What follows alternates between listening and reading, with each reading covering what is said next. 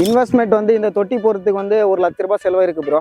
டார்பால் கீர்பாலெல்லாம் போட்டுறதுக்கு நீங்கள் வந்து இந்த இதையும் வந்து நீங்கள் கம்மி பண்ணணும், இந்த காஸ்ட்டையும் கம்மி பண்ணோன்னாக்கா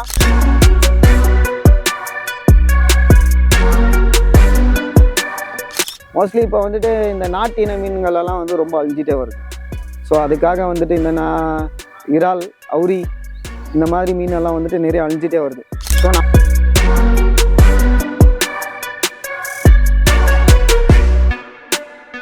மீன் குஞ்சு ஒரு குஞ்சு 5 ரூபான்னு வச்சாலும் 5000 குஞ்சுக்கு எவ்வளோ ஆச்சு? 25,000 ரூபாய் ஆச்சு. ஓகேவா? 25,000 ரூபாய் எங்கே இருக்குது? 4 லட்ச ரூபாய் எங்கே இருக்குது? மார்க்கெட்டிங் ஃபிஷ்ஷுக்கு எப்பயுமே மார்க்கெட்டிங் தாங்க. நான்வெஜ் ஃபிஷ்ஷு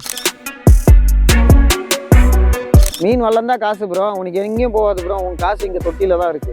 வணக்கம் மக்களே, நம்ம இங்கே வந்துருக்கு பார்த்தீங்கன்னா மீன் வந்து தொட்டி ஒரு சின்ன பண்ணை மாதிரி நம்மளோட ஃப்ரெண்டு வந்து வளர்க்குறாரு. சுமன்ன்ற ஃப்ரெண்டு நம்ம ஒசூர் பக்கத்தில் தான். நம்ம ஒரு ஃப்ரெண்டு வந்து என்னென்னா சின்ன பண்ணையாக ஒரு ரோஸோட ஃபார்மு தோட்டமும் பார்த்துட்டு இருக்கிறாரு. ப்ளஸ் வந்து ஒரு தொட்டி போட்டு வந்து மீனும் வளர்த்துட்டு இருக்கிறாரு. அவர் எப்படி வந்து மீனெல்லாம் வளர்த்தாரு, எவ்வளோ மீன் வாங்கிட்டு வந்தார், எப்படியெல்லாம் அவர் பராமரிப்பெல்லாம் எப்படி இருந்துச்சு என்ற இந்த ஓல்டு வீடியோவில் எல்லாம் கேட்டு தெரிஞ்சுக்கலாம். நம்ம சேனலுக்கு இப்போ தான் ஃபஸ்ட் டைம் வரீங்கன்னா கண்டிப்பாக வந்து சப்ஸ்கிரைப் பண்ணிவிடுங்க. மறக்காமல் வந்து பெல் ஐக்கானை வந்து கிளிக் பண்ணிவிடுங்க. வாங்க வீடியோக்குள்ளே போகலாம். வணக்கம் ப்ரோ, உங்கள் பேர் என்ன? எங்கள் பண்ணை எங்கே அமைஞ்சிருக்கு? என் பேர் சுமன் ப்ரோ. இந்த பண்ணை வந்து மதோண்டப்பள்ளி என்ற ஒசூருக்கு பக்கத்தில் நியரஸ்ட்டாக மதோண்டப்பள்ளி என்ற ஒரு கிராமத்தில் இருக்குது. நான் இதுக்கு முன்னாடி வந்துட்டு ஏத்தர் எனர்ஜியில் வேலை செஞ்சுட்டு இருந்தேன். பட் இந்த தொழிலுக்கு ஏன் வந்திருக்கேன்னாக்கா, இதுதான் என் தொழில். எப்படின்னாலும் எங்கள் அப்பா வந்து விவசாயம் தான் பண்ணுறாரு. சரி, நாமளும் சொந்த வேலையே பண்ணுவோம். வேற ஒருத்தங்கிட்ட கூலிக்கு வேலை செய்யாமல், கூலிக்கு மாரடிக்காமல் நம்ம சொந்த வேலையை வந்து நம்ம இதில் செய்யலாமே அப்படின்றதுக்காக இங்கே வேலை செஞ்சுருக்கிறேன். என்ன படிச்சிருக்கீங்க? நான் பிஇ படிச்சிருக்கேன் ப்ரோ. பிஇ படிச்சு இந்த வந்து தொழில் வந்து ஆமாம். ஓகே ப்ரோ, இந்த மீன் வந்து என்னென்ன ரகம் மீன் வந்து விட்டுருக்கீங்க? நான் ஒரு 2 ரகம் மீன் விட்டுருக்கேன் ப்ரோ. ஒன்று வந்து ஏரி வவ்வால், அதாவது பாம்ப்ளேட், ஓகேவா? இன்னொன்று ஜிலேபி. இந்த 2 மீன் விட்டுருக்கேன். ஓகே ப்ரோ, இந்த மீன் பண்ணையை ஆரம்பிக்க எவ்வளோ வந்து இன்வெஸ்ட்மெண்ட் வந்து இந்த தொட்டி போகிறதுக்கு வந்து 1,00,000 ரூபாய் செலவாயிருக்கு ப்ரோ.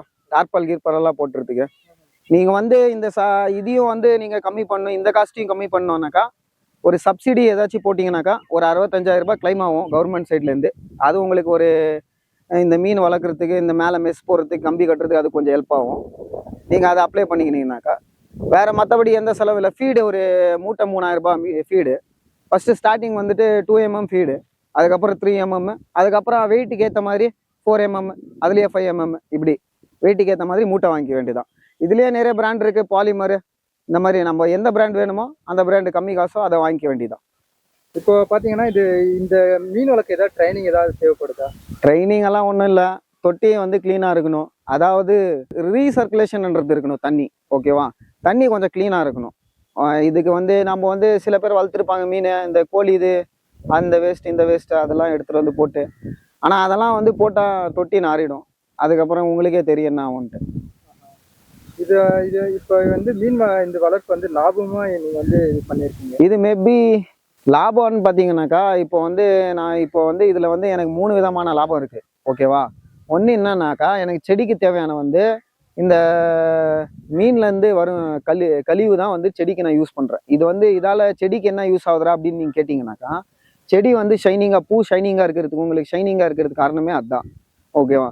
நெக்ஸ்ட்டு நான் எதுக்கு வளர்க்க போகிறேன்னா, இப்போ வந்து நான் வீட்டில் இருக்கிறது என்னுடைய வீட்டு பர்பஸ்க்கும் நான் யூஸ் பண்ணிக்கிறேன். 3வது என்னன்னா, சரி இப்போ ஒரு 1000 மீன் விட்டுருக்கேன், 600 கிலோ ஆகுதுன்னு வச்சுக்கோங்களேன், ஒரு கிலோ ஆகுதுன்னு வச்சுக்கோங்க. மேக்ஸிமம் மாடலிட்டி எல்லாம் போய் ஒரு 600 மீன் பொழைக்குது. 600 மீனுக்கு ஒரு மேக்ஸிமம் வந்து 100 ரூபாய் ஒரு கிலோக்கு அப்படின்னு வச்சுன்னா 600 கிலோக்கு எவ்வளோ ஆச்சு? 60,000 ரூபாய் ஆச்சு. ஸோ அதுவே உங்களுக்கு ப்ராஃபிட் தானே. சும்மா தானே இருக்குது தொட்டி, அதில் விட்டா எப்படி இருந்தாலும் விட்டா அது வளரப்போகுது. என்ன மேக்ஸிமம் 3,000 ரூபாய் ஃபீட் யூஸ் பண்ணுவீங்களா? 10 மூட்டை யூஸ் பண்ணாலும் உங்களுக்கு வந்துட்டு எப்படி இருந்தாலும் 30,000 ரூபாய் தான் ஆகும். மீதி 30,000 ரூபாய் உங்களுக்கு வந்து ஃப்ரீ தானே வருது. இப்போது நீங்கள் தொட்டி வந்து எவ்வளோ போட்டிருக்கீங்க? நாங்கள் தொட்டி வந்து இந்த அளவெல்லாம் இல்லை, ஏதோ ஒரு அளவுக்கு பெருசாக இருக்கணும்னு பெருசாக போட்டிருக்கோம். நான் வந்து ப்ரீடிங் பர்பஸ்க்காக வந்து ரெடி பண்ணேன். மோஸ்ட்லி இப்போ வந்துட்டு இந்த நாட்டு இன மீன்களெல்லாம் வந்து ரொம்ப அழிஞ்சிட்டே வருது. ஸோ அதுக்காக வந்துட்டு இந்த இறால், அவுரி இந்த மாதிரி மீனெல்லாம் வந்துட்டு நிறைய அழிஞ்சிட்டே வருது. ஸோ நம்ம வந்து ஆசைக்காக ஒரு 2 மீன் வளர்ப்போமேன்றதுக்காக இவ்வளோ பெருசாக போட்டிருந்தேன். பட் இப்போ வந்துட்டு நம்ம வந்து சரி ஏதோ மீன் சும்மா தானே இருக்குது, அதை பண்ண முடியலையா, மீனாச்சி விட்டு எதனா பண்ணலாமேன்றதுக்காக அதை பண்ணின்னு இருக்கோம். இப்போ வந்து தண்ணி வந்து எப்படி வந்து மெயின்டைன் பண்ணணும்? தண்ணி வந்து எப்பயுமே வந்துட்டு ஒரு இடுப்பு அளவுக்கு இருக்கணும். ஒரு 6 ஃபீட்க்கு இருக்கணும் தண்ணி எப்பயுமே மேக்சிமமா. ஏன்னா மீன் வந்து இப்போ வெயில் காலத்துல வந்து சூடு வந்து தாங்காது மீன், ஓகேவா? தண்ணி சூடாயிடும். நீங்க தண்ணி லெவல் தொட்டியில கம்மியா வச்சீங்கன்னாக்கா, டார்பல் வந்து ஆல்ரெடி வந்து பிளாஸ்டிக், அது வந்து வெயில் பிளாக் கலர் வேற அப்சர்வ் நிறைய பண்ணும். ஸோ என்ன பண்ணுவோம்னா தொட்டி வந்து தண்ணி ஹீட் ஆயிடும். ஹீட் ஆனா மீன் நான் உள்ள இருக்க மீன், ஸோ அது மாடாலிட்டி தான். ஸோ அதையும் நம்ம கொஞ்சம் பார்த்துக்கணும். டெம்பரேச்சர் செக் பண்ணணும் முக்கியமா. ஓகே. இப்போ வந்து ஃபிஷ்ஷுக்கு வந்து ஃபீடு வந்து எது பெஸ்ட்டுன்னு வந்து நினைக்கிறீங்க? நான் பெஸ்ட்டுன்னு நினைக்கிறீங்கன்னாக்கா, நான் இப்போ வந்து நான் யூஸ் பண்ணிக்கிற பெஸ்ட்டு தான் ப்ரோ. நான் யூஸ் பண்ணிட்டு இருக்கிறது தான். நான் கடையிலே தான் வாங்கி யூஸ் பண்ணுறேன். ஃபிஷ் ஃபீடு தான் யூஸ் பண்ணுறேன். அதுதான் நேச்சுரலாக நான் கொடுத்துனுக்குறேன். மற்றபடி என்ன வேற எது ப்ளஸ்ஸாக கொடுக்குறேன்னாக்கா, கொஞ்சம் வீட்டில் மீந்த சோறு அது இது கொஞ்சம் எடுத்துன்னு வந்து போடுறேன். இப்போ ஃபீடுக்கு செலவு எவ்வளோ ஆகும் ப்ரோ? இப்போ நான் வந்து ஒரு மீன் விட்டானா எனக்கு வளர்கிறதுக்கு 6 மாதம் ஆகும் ப்ரோ. 6 மாதத்துக்கு வந்துட்டு ஒரு நாட்டு மீன் விட்டா வந்து 3 மாசத்துல வளர்ந்துடும் ப்ரோ. இதுவே வந்து ஏரி ஒவ்வொல்லாம் விட்டிங்கன்னா பாம்ப்ளெட் உங்களுக்கு வந்து பெனிஃபிட் வாங்கினோன்னா 6 மாதம் ஆகும். 1 கிலோ இருந்தனா 6 மாதம் ஆகும். 6 மாதத்துக்கு ஆகிற ஃபீடு வந்துட்டு ஒரு 10 மூட்டை எனக்கு செலவு, 30,000 ரூபாய் செலவு ப்ரோ. இப்போ ஒரு எக்ஸாம்பிள் பார்த்தீங்கன்னா, வெயில் காலத்தில் மீன் வந்து கொஞ்சம் டெம்பரேச்சர் அதிகமாக இருக்கும். குளிர் காலத்தில் பார்த்தீங்கன்னா கொஞ்சம் டெம்பரேச்சர் ரொம்ப கம்மியாக இருக்கும். அந்த டைமில் எப்படி வந்து குளிர் காலத்தில் என்ன பண்ணுறோன்னா, நாங்கள் வந்து ப்ரோ தொட்டியில் இருக்கிற தண்ணி வந்துட்டு இப்போ கோல்டாக இருக்கும், ஓகேவா? அந்த தொட்டியை வந்து செடி கொட்டிடுறோம். செடி கொட்டிட்டு ஃப்ரெஷ்ஷான வந்து போர்லேருந்து எடுத்து நம்ம வந்து ஃப்ரெஷ்ஷாக எடுத்து நம்ம தொட்டி கொட்டுறோம். ஸோ இதை சர்க்குலேஷன் பண்ணுறோம். இப்போ வெயில் அதிகமாக இருக்கிற நேரத்தில் தண்ணி லெவலை வந்து எப்பயுமே அதிகமாக இன்க்ரீஸ் பண்ணுவோம். அதிகமாகவே வச்சுருப்போம் எப்பயுமே, ரொம்ப கம்மியாகவே பண்ண மாட்டோம். ஏன்னா மீனெல்லாம் அடியில் போட்டு அதே மாதிரி ஒரு 4 தேங்காய் மட்டை அந்த மாதிரி வந்து அடிச்சு போட்டிருப்போம் உள்ள. ஏன்னா பை சப்போஸ் வந்துட்டு அங்கே வெயில் அடிச்சிச்சுனாலும் அங்கே போய் கீழே அடிச்சு இருக்கட்டும்ன்ட்டு மீன் அதை அடிச்சு வச்சுருப்போம். ஒரு பேட்சுக்கு எப்படி எவ்வளோ பேட்ச் இப்போ வெளியே வரும்? நீங்கள் எவ்வளோ நாள் ஆகும், எவ்வளோ நாள் எப்படி எடுக்கலாம்? நீங்கள் இவ்வளோ இதுக்கு முன்னாடி எவ்வளோ வந்து பேட்ச் வந்து விட்டுருக்கு? ஒரு பேட்ச் எடுக்கணும்னாக்கா ப்ரோ, இப்போ நீங்கள் வந்து கண்டினியூஸாக வந்து நீங்கள் ப்ராஃபிட் பண்ணணும் அப்படின்னு நினச்சிங்கனாக்கா, ஒரு 1000 குஞ்சு எடுத்துகிட்டு வந்து ஸ்டார்டிங்கில் விடணும். 1 மாதம் 1 மந்த். நெக்ஸ்ட் 1 மந்த் கேப் விட்டு இன்னொரு 1000 குஞ்சு, ஓகேவா? இது 5 மாதம் பண்ணணும். நீங்கள் 5000 குஞ்சா விடணும், ஓகேவா? இந்த ஃபர்ஸ்ட் மாதம் விட்டது உங்களுக்கு 6வது மாதத்தில் உங்களுக்கு 1 கிலோவா ஆகிடும், ஓகேவா? அதை நீங்கள் சேல் பண்ணிடலாம். நெக்ஸ்ட் மாதம் விட்டுருக்கிறது உங்களுக்கு வந்துட்டு நெக்ஸ்ட் மாதம் கிடைக்கும், ஓகேவா? அது பெருசாக இருக்கும். நீங்கள் காலியான உடனே அந்த மீனை வந்துட்டு திரும்ப நீங்கள் விட்டுனே இருக்கணும், ஓகேவா? இப்படி நீங்கள் ரீசைக்கிள் பண்ண உங்கள் வியாபாரமும் பெருகும், உங்கள் ஐடென்டிட்டியும் கொஞ்சம் வந்துட்டு ஸ்ட்ராங் ஆகும். இதுக்கு ஏதாவது டிசீஸ் ஏதாவது வந்துருக்காரு? இதுக்கு எதுவும் மோஸ்ட்லி டிசீஸ் வராது ப்ரோ. அந்த அளவுக்கு டிசீஸ் நான் எதுவுமே இதுவரையும் ஃபேஸ் பண்ணதில்லை. அப்படி ஏதாச்சும் வந்துச்சுன்னா நான் வந்து அப்டேட் பண்ணுறேன். நீங்கள் இப்போ அந்த நிறைய பேர் வந்து ஆன்டிபயோட்டிக் அது மாதிரிலாம் விட்றாங்களா? அது மாதிரி வந்து நாங்கள் அந்த மாதிரி மீனுக்கு எதுவுமே விடுறதில்ல ப்ரோ. நார்மலாக என்ன ஃபீடு போடுறோமோ ஃபீடு, ஏதாச்சும் அரிசி சோறு, மிச்சான அரிசிலாம் இல்லை, சோறு மிச்சான சோறு போடுறோம், அவ்வளோதான் ப்ரோ. மாதம் எவ்வளோ இன்கம் வந்து ஒரு எக்ஸ்பெக்ட் பண்ணலாமா இதுலேருந்து? இதில் வந்துட்டு ஒரு மாதம்னாக்கா நீங்கள் வந்து மாதத்துக்கெல்லாம் வந்து கால்குலேட் பண்ண முடியாது. இப்போ 6 மந்த்ஸ் நீங்கள் வந்து 6 மந்த்ஸ்க்கு அப்புறம் நீங்கள் வந்து மாதத்துக்கு வேணால் கால்குலேட் பண்ணலாம். 6 மந்த்ஸ் அப்படின்றது உங்களுக்கு ப்ராஃபிட் தான். இல்லை எனக்கு இப்போ வந்துட்டு 6 மந்த்க்கு எனக்கு ஒரே வாட்டி ப்ராஃபிட் வேணும்னா 5000 மீன் ஒரே வாட்டி விட்டுறலாம். நீங்கள் 5000 மீன் ஒரே வாட்டி விட்டிங்கன்னா அட்லீஸ்ட் உங்களுக்கு 4 டன் கிடைக்கும், ஓகே? 4 டன் 100 ரூபாய் போச்சுன்னா ஆக்சுவல் ரேட்டுக்கு இப்போ ஒரு மேக்ஸிமம் 200 ரூபாய் போகுதுன்னு வச்சுக்கோங்க. நீங்கள் ஒரு 100 ரூபாய் கொடுக்குறீங்கன்னு வச்சுக்கோங்களேன். இப்போ 4 டன் வந்தால் எவ்வளோ ஆச்சு? அதுவே 4 லட்ச ரூபாய் ஆயிடுச்சு. 4 லட்ச ரூபான்றது உங்களுக்கு ப்ராஃபிட் தானே. நீங்கள் மீன் குஞ்சு எப்படி ஒரு 5 ரூபாய்க்கு வாங்கியிருப்பீங்களா? மீன் குஞ்சு ஒரு குஞ்சு 5 ரூபான்னு வச்சாலும் 5000 குஞ்சுக்கு எவ்வளோ ஆச்சு? 25000 ரூபாய் ஆச்சு, ஓகேவா? 25000 ரூபாய் எங்கே இருக்குது? 4 லட்ச ரூபாய் எங்கே இருக்குது, ஓகேவா? ப்ளஸ் 25000 ரூபாய் ப்ளஸ், ஓகேவா? ஃபர்ஸ்ட் வாட்டி உங்களுக்கு ப்ராஃபிட் 25000 ரூபாய் ப்ளஸ், ஓகே? இந்த ஃபீடு ஒரு 30000 ரூபாய், 55000 ரூபாய். இந்த தொட்டி செலவு வந்து ஒரு 1 லட்ச ரூபான்னு வச்சுக்கோங்களேன். எவ்வளோ ஆச்சு? ஆமாம், 1 டைம் இன்வெஸ்ட்மெண்ட் தான். அதுக்கப்புறம் நீ போடுறதெல்லாம் உனக்கு காசு தான். இப்போ வந்து நீங்கள் வந்து மார்க்கெட் மாதிரி இப்போ குஞ்சுங்க சேல் பண்ணுறேன்னு சொல்கிறீங்க. ஆமாம், இப்போ நான் என்ன பிளானில் விட்டுருந்தேன்னாக்கா, மீன் ஒரு 2 மீன் விடுவோமே அப்படின்ட்டு, ஒரு நாட்டு மீன் ஒரு 2 மீன் விடுவோமே அப்படின்றதுக்காக ஒரு ஏரி ஜிலேபி எடுத்துன்னு விட்டுருந்தேன். அந்த 2 மீன் என்ன பண்ணிடுச்சுனாக்கா, இப்போ என் தொட்டியை வந்து ரொப்பி வச்சிருக்குங்க. ஸோ வந்து யாருக்காச்சும் குஞ்சு தேவைப்பட்டா, ஓகேவா, உங்களுக்கு கம்மி விலைக்கு இங்கே கிடைக்கும், நீங்கள் கான்டாக்ட் பண்ணுங்கள். என்னென்ன ரக மீன்கள் என்கிட்ட வந்து கொடுக்குறதுனா ஜிலேபி மட்டும்தான் இருக்குது. சேலுக்குன்னா குஞ்சு கொடுக்குறதா இருந்தால் பாம்ப்ளெட் இருக்குது, பாம்ப்ளேட் வந்து கொடுக்குற மாதிரி இல்லை, நானும் வளர்த்துன்னு இருக்கேன். இன்னும் 3 மாதம் போகணும். 3 மாதம் கழிச்சு யார் இருந்தாலும் எடுத்துக்கலாம். இந்த மீன் பண்ணையில லாஸ் ஆகிறதுக்கு ஏதாவது சான்சஸ் ஏதாவது இருக்கு? லாஸ் ஆகிறதுக்கு சான்சஸ் இருக்கு, ஆனால் நம்மளுக்கு இது வரையும் அந்த மாதிரி நடக்கல.